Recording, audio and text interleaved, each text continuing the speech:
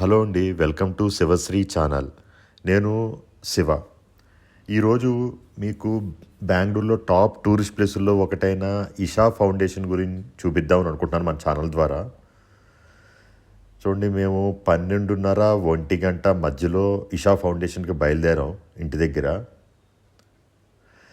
బెంగళూరు నుంచి ఈ ఇషా ఫౌండేషన్ 85 కిలోమీటర్లు. ఇది చిక్బళ్ళాపూర్లో ఉన్నదన్నమాట. ఇక్కడికి బెంగళూరు నుంచి ఇక్కడికి బస్సులు కూడా ఉన్నాయి. మీరు ఎవరైనా వెళ్ళాలనుకుంటే మీ ఓన్ కార్లో కానీ మీరు బస్సులో కానీ వెళ్ళచ్చు.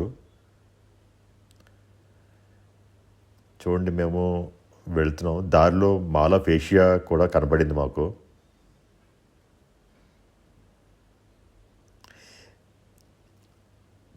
వర్షం కూడా వస్తుందండి. క్లైమేట్ చాలా కూల్గా ఉంది.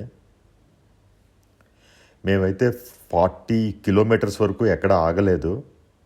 40 కిలోమీటర్స్ తర్వాత ఒక వెజిటేరియన్ రెస్టారెంట్ దగ్గర ఆగాం. అక్కడ మేము 2 మీల్స్ ఆర్డర్ చేసుకున్నాం. ముగ్గురు షేర్ చేసుకున్నాం అనమాట. మీల్స్ అయితే ఓకే, నాట్ బ్యాడ్. మీల్స్ అయిన తర్వాత మేము మళ్ళీ ఇషా ఫౌండేషన్కి బయలుదేరాం. ఇంకా 40 కిలోమీటర్లు ఉంది ఇక్కడి నుంచి. క్లైమేట్ మాత్రం బాగుంది.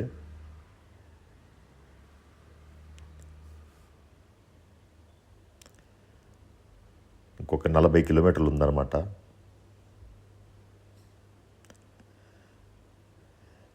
చూడండి, ఇదే Isha foundation main entrance. Arch ఉంది ఇక్కడ, సద్గురు సన్నిధి అని రాశారు కన్నడలో. ఇక్కడి నుంచి అయితే ఇంకొక 5 కిలోమీటర్లు ఉంది ఆదియోగి స్టాట్యూ దగ్గరికి. ఈ మెయిన్ ఎంట్రన్స్ నుంచి ఆదియోగి స్టాట్యూకి ఘాట్ రోడ్ వేశారు. ఇది చాలా బాగుంది ఘాట్ రోడ్డు. ఘాట్ రోడ్డు పక్కన కొన్ని చిన్న చిన్న షాపులు పెట్టుకున్నారు. అక్కడ ఐ థింక్ ఫార్మర్స్ అనుకుంటాను వీళ్ళందరూ. అక్కడ పండే కూరగాయలు అవి అమ్ముకుంటున్నారు. బాగుంది.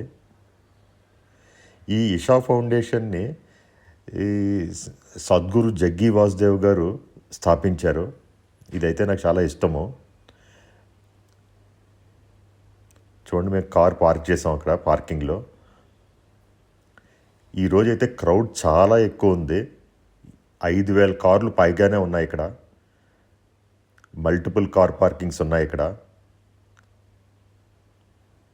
మేము కార్ పార్క్ చేసి చూడండి, ఎంట్రన్స్లో రథం ఆకారంలో ఒక మండపం కట్టారండి. దానికి పైన త్రిశూలం ఉంది. దీని లోపల శివలింగం, నాగప్రతిమలు ఉన్నాయి. ఇది బాగుంది. దీని తర్వాత నాగమండపం కూడా ఉంది. దీని లోపలికి వెళ్ళి నేను వీడియో తీయలేదు, మీకు ఫోటో మాత్రమే పెడుతున్నాను. ఇది దర్శించుకున్నాక మేము ఆదియోగి స్టాట్యూ దగ్గరికి నడుచుకుంటూ వెళ్ళాం. ఇదంతా గ్రౌండ్ అనమాట, చాలా బాగుంది.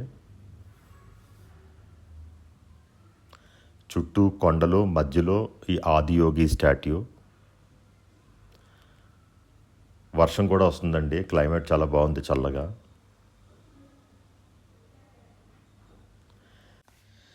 ఆదియోగి అంటే శివుడు తల ఛాతీతో శివుడు యోగ నిద్రలో ఉన్నట్లుగా చెక్కారండి ఈ విగ్రహాన్ని. ఈ విగ్రహం చాలా బాగుంది. శివుడి తలపై చంద్రుడు చాలా బాగా కనిపిస్తున్నాడు. శివుడిని యోగాకి మూలకర్తగా చెబుతారు. అదేవిధంగా శ్రీ జగ్గి వాసుదేవ్ గారు ఇక్కడ అలా చెక్కించారు ఈ విగ్రహాన్ని. నాకైతే చాలా బాగా నచ్చింది.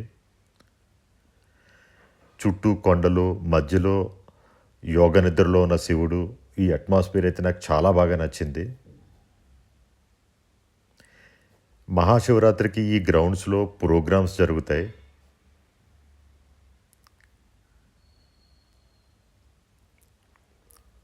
దగ్గరికి వెళ్ళి చూద్దాం రండి. ఈ శివుడి విగ్రహం ఎదురుగుంటా మహానందీశ్వరుడు ఉన్నాడండి. కోర్స్ ప్రతి శివుడి గుడిలో నందీశ్వరుడు ఉంటాడు. దగ్గరికి వెళ్తున్నాం రండి. ఇంకొకటి ఏమిటంటే, ఈ శివుడి స్టాట్యూ కిందన మండపంలో యోగేశ్వర శివలింగం ఉందండి. దానికైతే మేము అభిషేకం చేసాం. మాకు చాలా హ్యాపీగా ఫీల్ అయ్యాం మేము. చూడండి, చుట్టూ కొండలు, మధ్యలో యోగ నిద్రలో ఉన్న శివుడు, తలపై చంద్రుడు ఎంత బాగా కనబడుతున్నాడో.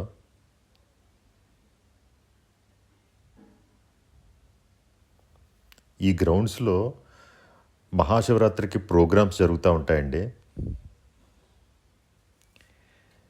చాలా చలిగా ఉంది, వర్షం పడుతుంది, మేము అట్లాగే తిరుగుతున్నాం. జనాలందరూ అలాగే తిరుగుతున్నారు.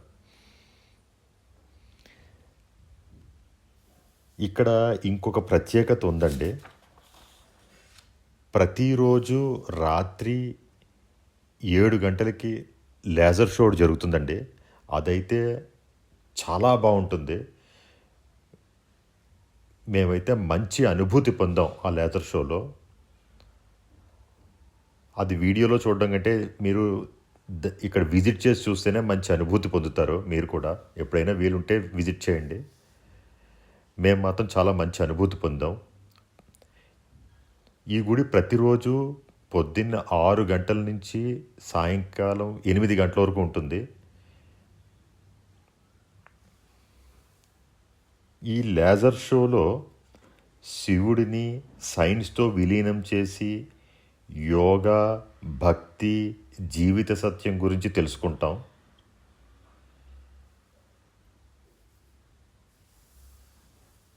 ఇది 16 నిమిషాల దగ్గర ఉంటుందండి ఈ లేజర్ షో కూడా.